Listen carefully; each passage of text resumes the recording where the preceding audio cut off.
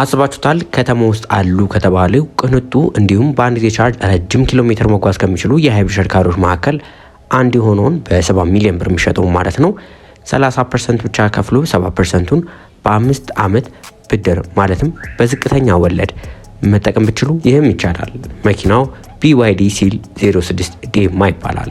በዛሬዎቻችንም እያንዳንዱን ነገር ከፋፍለን እናያለን።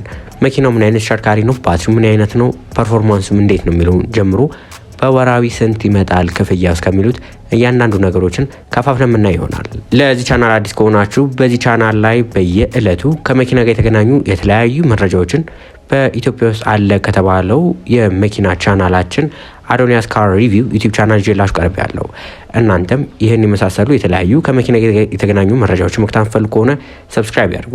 ዛሬ የምናየው ተሽከርካሪ BYD ሲል 06 ዴማ ይባላል። ዴማ ይስላችሁ የተሽከርካሪ ሃይብሪድ ነው። ሃይብሪድ ከመሆኑ በተጨማሪ ደግሞ ቻርጅ ማድረግ የሚችሉት ፕሌጊን ሃይብሪድ የምንለው የተሽከርካሪ አይነት ነው።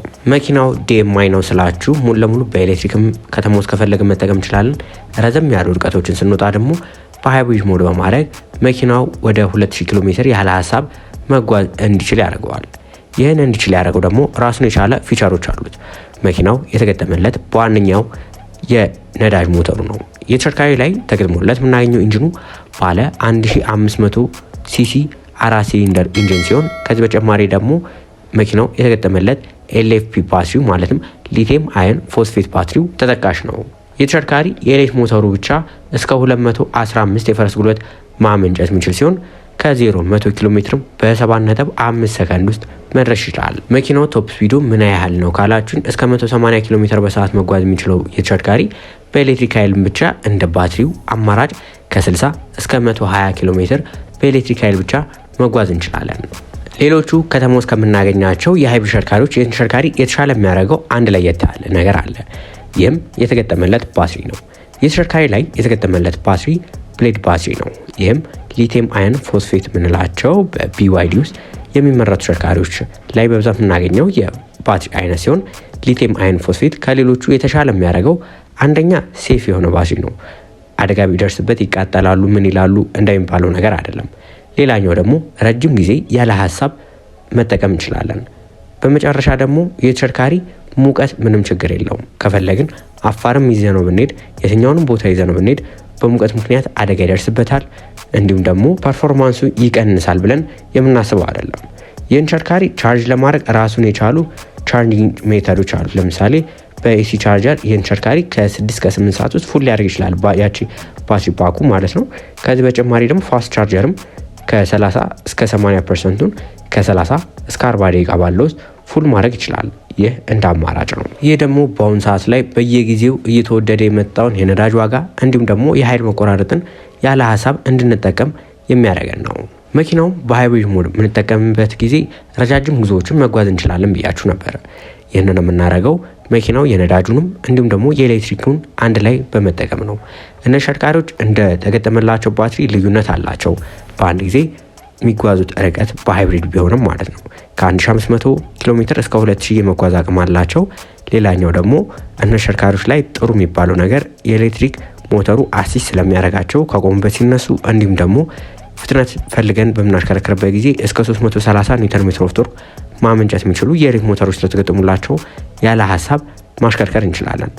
ሌላኛው ለከተማ ውስጥ አገልግሎት እንዲስማሙ ተብሎ ደግሞ ሰስፔንሽናቸው ቱን የተደረጉ ናቸው። በተለይ ለምቾት እነ ተሽከርካሪዎች አብዛኞቹ ከተማ ውስጥ ይነዳሉ ተብሎ የሚታሰቡ ተሽከርካሪዎች ስለሆኑ እነ ተሽከርካሪዎች ሰስፔንሽናቸው ለምቾት ቱን የተደረጉ ተሽከርካሪዎች ናቸው። ሌላኛው ደግሞ እነ ተሽከርካሪዎች ላይ የምናገኘው ቴክኖሎጂ ነው። የተሽከርካሪ ላይ እንደምትመለከቱት ውስጣዊ ገጽታቸው ራሱ ዳሽቦርዳቸው ዲጂታል ነው። ኢንፎቴመንት ስክሪናቸው ተለቅ ያለ ነው። ከዚህ በተጨማሪ ደግሞ ራሱን የቻሉ ADAS ሲስተሞች አሏቸው። ሌን አሲስት አለ፣ 360 ካሜራ አለ፣ እንዲሁም ደግሞ ኮንትሮልና ኢመርጀንሲ ብሬክ አሲስት የተባሉ ፊቸሮችን ሙሉ ለሙሉ አሟልተው ይዘው የቀረቡ ተሽከርካሪዎች ናቸው። የሃይብሪድ ተሽከርካሪዎች በምንገዛበት ጊዜ ደግሞ ራሱን የቻለ ጥቅምም አለው ጉዳትም አላቸው። ጥሩ ነገራቸው መኪኖቹ እንዳስፈላጊነቱ በኤሌክትሪክ ኃይል ብቻ መጓዝ የሚችሉ ስለሆኑ በተቻለ መጠን የነዳጅ ወጪያችንን ይቀንሱልናል። ይህን ስላችሁ የኤሌክትሪክ ሞተር ባትሪያቸው እነ ተሽከርካሪዎች ሁሉም ሃይብሪድ ስለተባለ በኤሌክትሪክ ኃይል ብቻ ይጓዛል ማለት አይደለም። እንደምታውቁት ከተማ ውስጥ ማይልድ ሃይብሪድ አለ፣ ፉል ሃይብሪድ አለ፣ እንዲሁም ደግሞ ፕላጊን ሃይብሪድ አለ። በዋነኝነት በኤሌክትሪክ ኃይል ብቻ የመንቀሳቀስ አቅም ያላቸው ፉል ሃይብሪድ እና ፕለጊን ሃይብሪድ የምንላቸው ናቸው። እነዚህ ፉል ሃይብሪድ እና ፕለጊን ሃይብሪድ ከምንላቸው መካከል ደግሞ የተሽከርካሪ አንዱ ነው። ሃይብሪድ በተለይ ፕለጊን ሃይብሪድ የምንላቸው ተሽከርካሪዎች ረዘም ያለ ኪሎ ሜትርን ያለ ሀሳብ እንድንጓዝ ያስችሉናል። ለምሳሌ ከአዲስ አበባ ሐዋሳ እንሂድ ወይ ደግሞ አዳማ እንሂድ ብለን በምናስብበት ጊዜ እንደ አስፈላጊነቱ በሃይብሪድ ሞድ በማድረግ ረዘም ያለ ኪሎ ሜትር መጓዝ የምንችል ሲሆን ከዚህ በተጨማሪ ከተማ ውስጥ ደግሞ በኤሌክትሪክ ኃይል ብቻ ኤሌክትሪክ ባትሪውን ቻርጅ እያደረግን መጠቀም ያስችለናል። ሌላኛው ደግሞ እነዚህ ተሽከርካሪዎች በአሁኑ ሰዓት ላይ በጣም በቴክኖሎጂ የዘመኑ ከሚባሉ ተሽከርካሪዎች መካከል አንዱ ነው። ይህንንም ስላችሁ መኪናውን በምታሽከረክሩበት ጊዜ ድንገት አደጋ ቢደርሳችሁ የመትረፍ እድላችሁ በጣም የሰፋ ነው ከሌሎቹ ተሽከርካሪዎች አንጻር። ምክንያቱም እነ ተሽከርካሪዎች ራሳቸውን የቻሉ አዳስ ሲስተሞች አሉ፣ አደጋ የሚከላከሉ ፊቸሮች ያሟሉ ተሽከርካሪዎች ናቸው። እንዲሁም አያደርገውና አደጋ ቢደርስባቸው ራሱ በዛ ያሉ ኤርባጎች የተገጠሙላቸው ስለሆነ እናንተ ጨረስ አይነካችሁም ልትወጡ የምትችሉባቸው ተሽከርካሪዎች ናቸው። ሌላኛው ሪሴል ቫልዩ ነው። ሪሴል ቫልዩ እንደምታውቁት በሀገራችን ላይ የኤሌክትሪክ እንዲሁም የሃይብሪድ ይወርዳል ተብሎ ነበር ከነዳጆቹ አንጻር። ነገር ግን በተገላቢጦሽ እየሆነ ይገኛል። የሃይብሪድ ተሽከርካሪዎችና የኤሌክትሪክ ተሽከርካሪዎች እውነት ለመናገር ግዢ ላይም ወደድ ይላሉ። በአሁኑ ሰዓት ላይ ደግሞ የሃይብሪድ ተሽከርካሪዎች ግዢያቸው ወደድ ከማለቱ በተጨማሪ ሪሴል ቫልዩአቸው መልሳችሁ ስትሸጧቸው ያላቸው ቫልዩ በጣም ከፍ እያለ ይገኛል። ለዚህ ማሳያ ከሚሆኑ ተሽከርካሪዎች መካከል እንኳን ፕለጊን ሃይብሪድ ሆነው ማይልድ ሃይብሪድ እንደ ቶዮታ ኮሮላ ክሮስ ለዚህ ማሳያ ናቸው።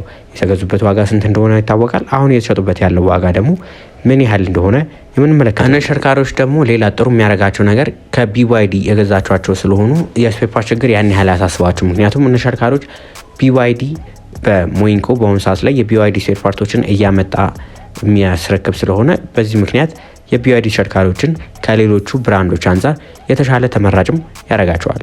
ይህንን ስላችሁ ግን ራሱን የቻለ ሊሚቴሽንም አላቸው እነ ተሽከርካሪዎች። ያው ጥሩ ጎን እንዳለ ሁሉ መጥፎ ጎኑ ምንድነው? እነ ተሽከርካሪ ሊሚትድ የሆነ ሬንጅ ነው። እንደ ኤሌክትሪክ ተሽከርካሪ በጣም ረጅም ይባል አይደለም። 120 ኪሎ ሜትር ነው በኤሌክትሪክ ኃይል ብቻ የሚጓዙት። ሌላኛው ደግሞ ቻርጂንግ ኢንስታሌሽን ላይ ጥንቃቄ ማድረግ ያስፈልጋል። በተለይ ቻርጂንግ ኢንስታሌሽን ላይ ጥንቃቄ ካልተደረገ ባትሪያቸው ላይ ጉዳት ከደረሰ ረጅም ጊዜ ሊቆሙ ይችላሉ፣ ስፔር ፓርቱ እስኪጠገድ ኤቭሪ ነገር እና እሱ ነገር ጥንቃቄ ማድረግ ያስፈልጋል። ተሽከርካሪዎችን ታዲያ በምን ያህል መልኩ እንገዛለን ካላችሁ ተሽከርካሪዎች እንደነገርኳችሁ ብድሩን ያመቻቹት በንግድ ባንክ በኩል ነው። ስለዚህ እናንተ ማመቻቸት አይጠበቅባችሁም። መኪኖቹ 70% ብድር ተመቻችቶላቸዋል። የምትከፍሉት 30% ነው። እንደነገርኳችሁ የመኪኖቹ አጠቃላይ ዋጋ 7 ሚሊዮን ነው።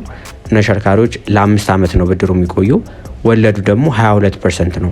እንግዲህ ኢትዮጵያ ውስጥ ካሉ ወለዶች ዝቅተኛ የሚባለው ነው የንግድ ባንክ። ስለዚህ 22% ኢንተረስት አለው። ይህንን አውቃችሁ እንድደውሉ እንላለን። ለዛሬ ይዤላችሁ የቀረቡት መረጃ ይህን ይመስል ነበር። ቪዲዮን ከወዳችሁት ላይክ፣ ሌሎች ደግሞ ከመኪና ጋር የተገናኙ መረጃዎች መከታተል ከሆነ ሰብስክራይብ ያድርጉ። በቀጣይ ሌሎች ከመኪና ጋር በተገናኙ መረጃዎች እስከምንገናኝ ድረስ መልካም ሁሉ ተመኘው።